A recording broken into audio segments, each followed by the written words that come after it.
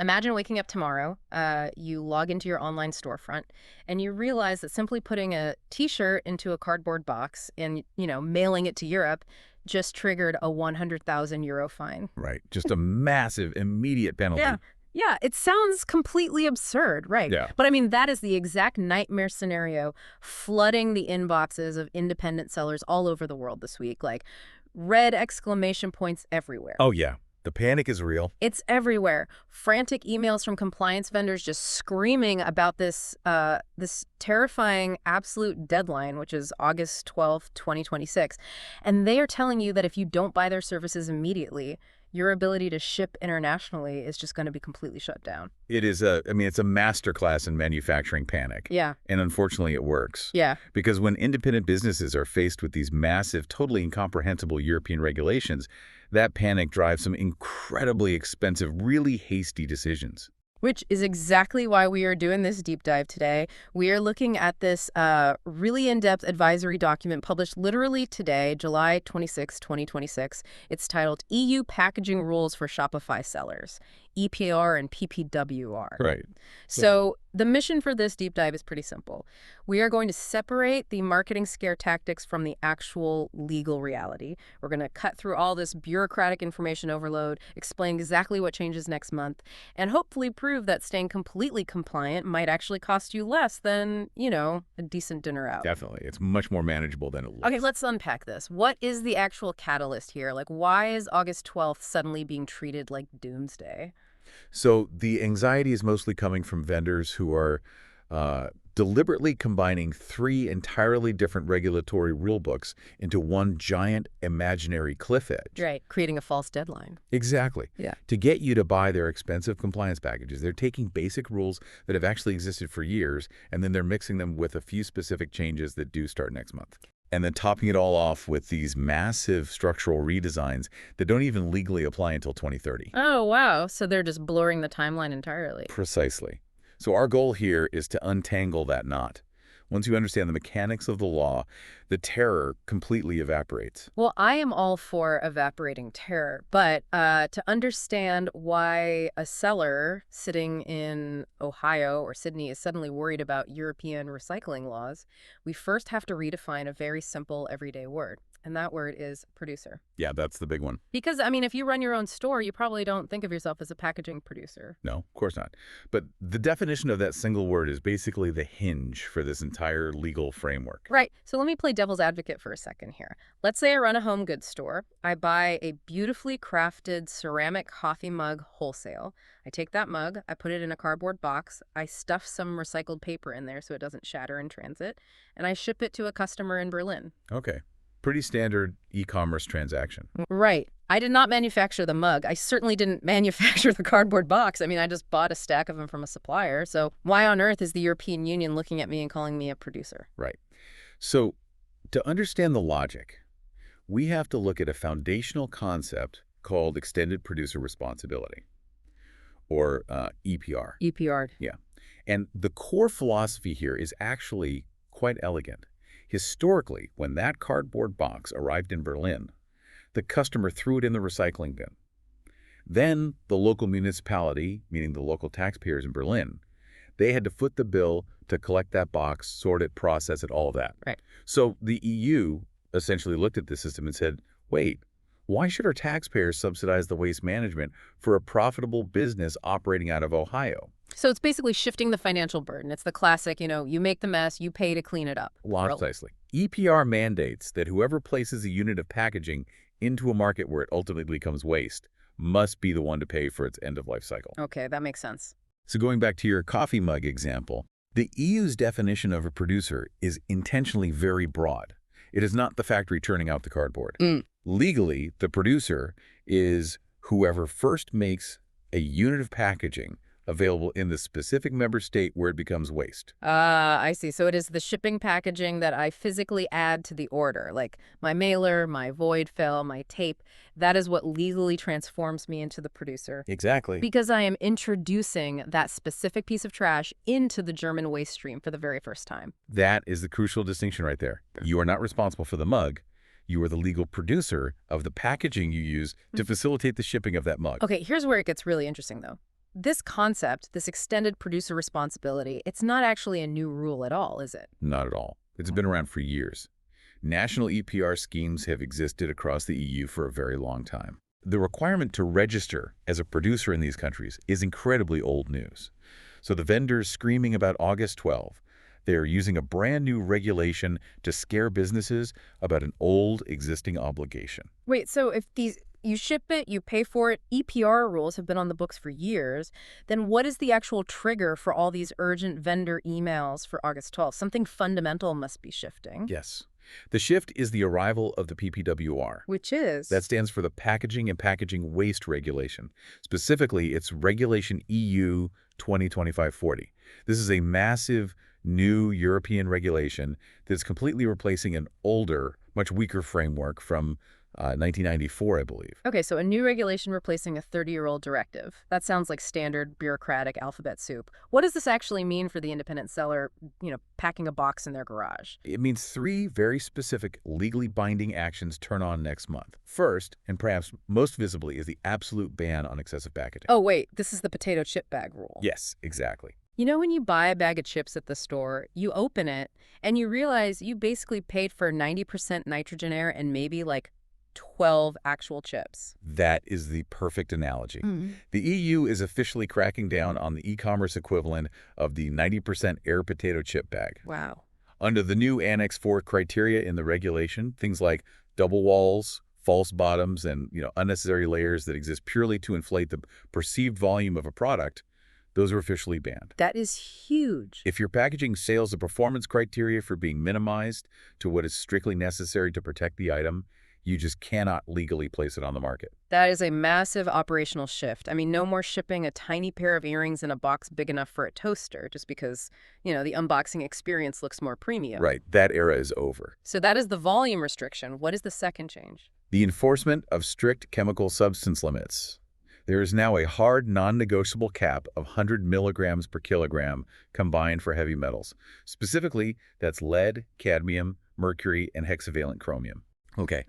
Furthermore, there is a total ban on PFAS in any packaging that comes into contact with food. Okay, let me stop you there because I can hear someone listening to this thinking, I sell T-shirts and notebooks, not toxic waste. Why do I care about hexavalent chromium? But the reality of global supply chains is much darker, isn't it? Oh, absolutely. Because if an independent seller is buying dirt cheap, unverified cardboard boxes from an overseas supplier to save a few pennies, they actually have no idea what is in that cardboard. That is exactly the hidden trap. Cheap imported cardboard often uses recycled pulps that are heavily contaminated with industrial heavy metals. And PFAS, those forever chemicals, they are incredibly common in cheap mailers because they are used as a waterproof coating. Wow. So the EU is saying that ignorance is no longer an excuse. If you buy a cheap contaminated mailer and ship it to France and it leaches forever chemicals into the recycling stream, you are legally on the hook for introducing that substance. Okay, so I've minimized my box size to avoid the potato chip bag ban, and I've vetted my cardboard supplier to ensure there are no heavy metals or forever chemicals. But, this is the European Union we are talking about. There is absolutely no way they are just going to take my word for it. No, definitely not. So how do I actually prove to a customs agent that my box complies with all this? That brings us to the third requirement, the paperwork. The new regulation introduces the mandatory requirement for an EU declaration of conformity. Okay. If your packaging carries your own brand or if you are importing it, you have to run a conformity assessment and draw up this official declaration before you place the packaging on the market. And you must keep it on file, ready to present the moment authorities request it. Okay, so volume limits, chemical bans, and a declaration of conformity. That is the actual reality of August 12. Correct. But going back to those panic-inducing emails, what are the vendors pretending is happening next month that actually isn't? They are heavily leaning on the design and labeling requirements to cause panic, because the incredibly complex design rules, like mandatory recyclability grades where your packaging gets graded A through C, and the minimum recycled content thresholds, those do not kick in until January 2030 at the earliest. So they are nearly 4 years away. Exactly. Further still, the requirement for a digital-only EPR label, which involves a specific QR code showing compliance data, that waits until February 2027. Oh, okay. And the harmonized material pictograms like the actual physical labels showing the material composition that have to be printed on the box. That requirement doesn't arrive until August 2028. So if you take nothing else away from this deadline, remember this. Do not panic about redesigning all your custom packaging to meet 2030 recyclability standards today. Right. Don't waste your money on that yet. Just ensure you aren't using false bottoms, verify your suppliers aren't poisoning the paper with heavy metals, and, get your declaration of conformity drafted. But wait, even if we survive August 12th, we still have to deal with the actual EPR registrations, right? Because the PPWR just layers on top of the old existing rules. Yes, the PPWR sets the standard, but the actual collection of recycling fees remains deeply decentralized. Despite the rumors circulating online, there is no single centralized EU database coming to save you. Of course not. Right. Article 44 of the regulation explicitly describes a network of interlinked national registers, not one convenient master portal. Which means we're forced to comply on a country-by-country basis. Unfortunately, yes. Okay, let's do a little mental geography here. Imagine a map of Europe lighting up as we go through this, because the rules are wildly, almost comically different depending on where the package actually lands. Let's start with the biggest e-commerce market, Germany. They have a system called LUCID. And just reading the source material, their strictness is breathtaking. Oh, Germany offers zero leniency when it comes to the threshold for compliance. The threshold is literally zero. From the very first parcel you ship into Germany, whether it is a 1-ounce padded envelope with a sticker in it or a massive freight pallet, you must be registered. Yes, from box number 1. And the penalties. I mean, we're talking statutory fines of up to 100,000 euros for simply failing to register in the government database, and up to 200,000 euros for not paying a private company to handle the recycling. That is business-ending money. It is an intimidating number, but we need to look at the psychology of that fine versus the actual operational cost. Those astronomical figures are statutory ceilings designed to punish massive corporations actively circumventing the law. Right, they're not really hunting down Etsy sellers for 100 grand. Exactly. For an independent seller, complying is basically a purely routine administrative chore. Registering in the government's LUCID database is completely free. Okay, registering is free, but what about the actual recycling fees, the dual system licenses? Remarkably cheap for low volumes. In Germany, you buy a license from a private vendor. Looking at current market rates, a license from a company like LUCID starts at around 39 euros a year. Wow, that's nothing. Right. Another major vendor, Landbell, quotes roughly 75 euros a year to cover 100 kilograms of cardboard. 100 kilograms of cardboard. Okay, let's translate that. A standard medium shipping box weighs what? Maybe a quarter of a kilo. So 100 kilos is about 375 to 400 boxes. Exactly. So for a seller shipping a few hundred orders to German customers over a year, your total financial burden is spending an hour registering for free and paying maybe $75 to a vendor.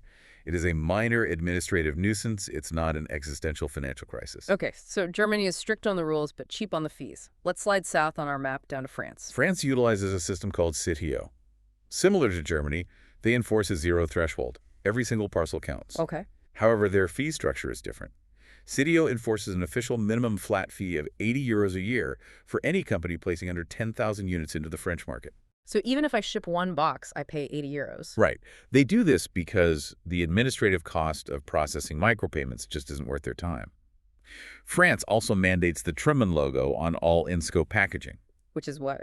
It's a specific visual sorting instruction guiding the consumer on how to recycle it.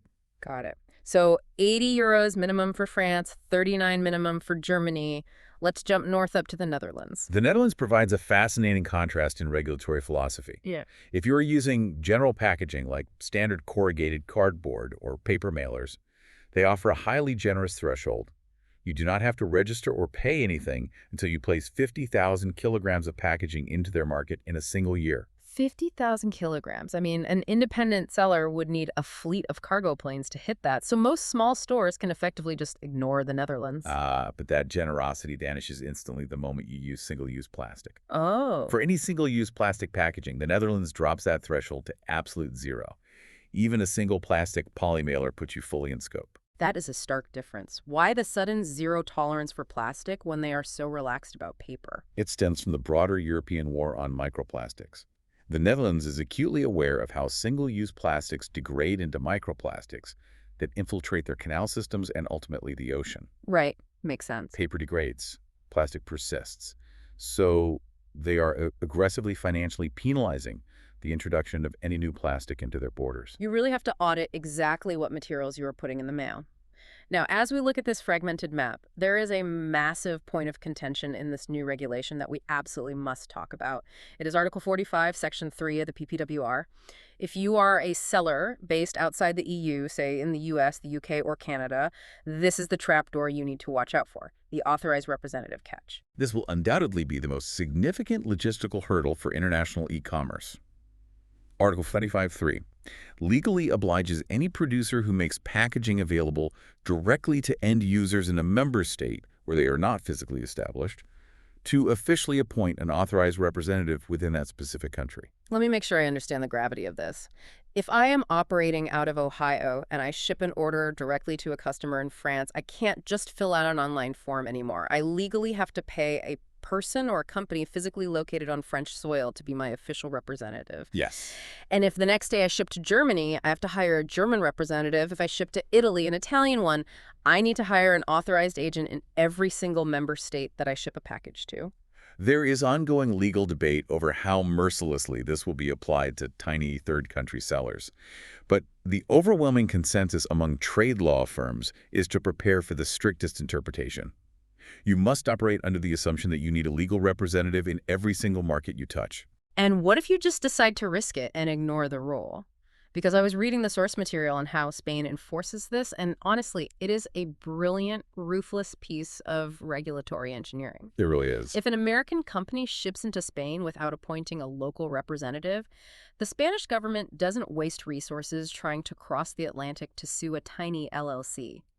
Instead, they activate a mechanism called subsidiary liability. They make the first Spanish distributor liable for the foreign producer's recycling obligations. It is incredibly effective because it creates a logistical chokehold. The EU recognizes the impossibility of enforcing a €500 packaging fine on a foreign microbusiness. So they apply the pressure locally. Right. If Spain tells the local delivery network or the port authority that they will be heavily fined for handling your unregistered packages, those local distributors will simply freeze your freight.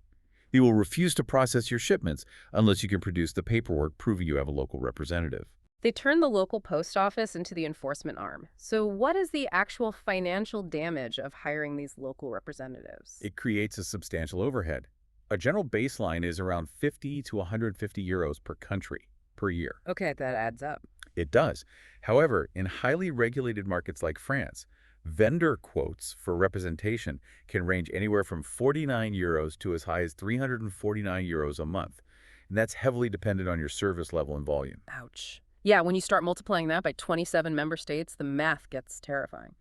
Which brings me to the giant elephant in the room regarding e-commerce tech. If the financial and legal stakes are this precise, pinpointed down to the exact country and the exact material weight, why on earth doesn't the e-commerce platform just handle this automatically? A great question. If I am paying Shopify a hefty subscription every month, why isn't there just a toggle switch for EU packaging compliance? To understand the technological disconnect, we have to look at the legal distinction between a marketplace and a storefront.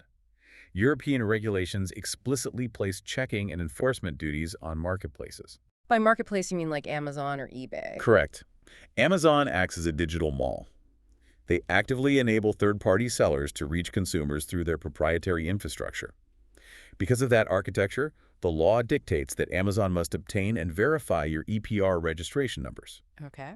If you fail to provide them, Amazon is legally obligated to suspend your product listings in countries like Germany and France. They enforce this ruthlessly because their own corporate liability is on the line. But Shopify isn't a marketplace. It's just a website builder. Exactly. Shopify is simply the software you rent to build your own standalone storefront.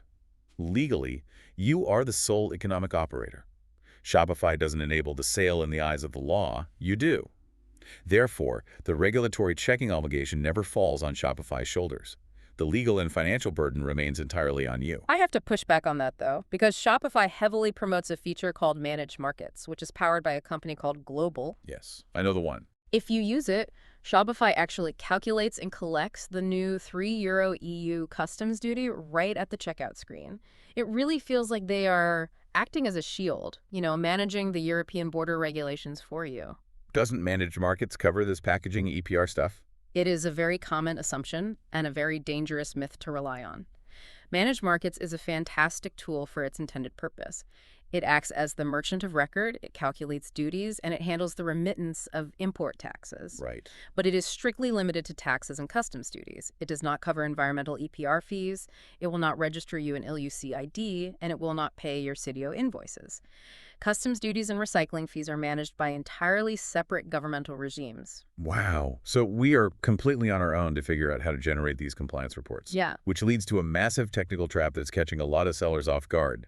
When you sit down to build a spreadsheet to report your packaging weight to these EU registries, the most intuitive thing to do is to export your Shopify order data and just use the standard product weight field, right? And that intuition will cost you a significant amount of money. Because the standard product weight field in a Shopify database is fundamentally designed to be the shipping weight. It is the number the software sends to the post office to calculate the cost of the shipping label. Exactly. It includes the heavy ceramic coffee mug and the cardboard box. But the EPR schemes don't want you to pay recycling fees on the mug. They only want to tax the packaging weight. The distinction is vital. If you blindly report your standard shipping weight to the German government, you are going to massively overpay your recycling fees because you will be paying a tax as if your heavy ceramic mug is made out of disposable cardboard. That is a brutal mistake to make. So how do we actually solve this data problem? If Shopify doesn't have a native built-in packaging weight field, what are our practical options? There are essentially three paths to compliance, dictated by the scale of your operation. The first path is using a third-party app from the Shopify App Store. Solutions like EPR Pack Report or EPR1 are emerging. Okay, so there are apps. Yes. However, a strong word of caution is necessary here. This is a brand new software category. Many of these apps currently have 0 user reviews. Trusting a newly launched app with compliance-critical data that is sent to a foreign government requires careful manual trialing before you rely on it. Oh, absolutely. You definitely do not want a software bug resulting in a 100,000 euro statutory fine. What is the second path? The manual spreadsheet route. If your international footprint is small, say you only sell into 1 or 2 European countries, you can just export your orders CSV at the end of the year, filter by destination country, and manually calculate the packaging weights based on your own internal ledger of how much your specific boxes weigh. It costs nothing but an afternoon of your time. Fair enough. And the third path? For the high-volume sellers who are shipping to 15 different EU countries and can't spend a week doing spreadsheet math. Custom development utilizing metafields. Metafields? Yes. In plain English, you pay a developer once to build a hidden data tag on your product pages. This tag specifically says, this item requires 2 ounces of paper and 1 ounce of plastic to ship. Oh, that's smart. Right. Then, a piece of code automatically tallies those specific ounces up for you every time an order is placed. You build it once, you own the data pipeline, and you avoid paying a monthly subscription fee to a third-party app. Okay. We have covered a tremendous amount of ground today.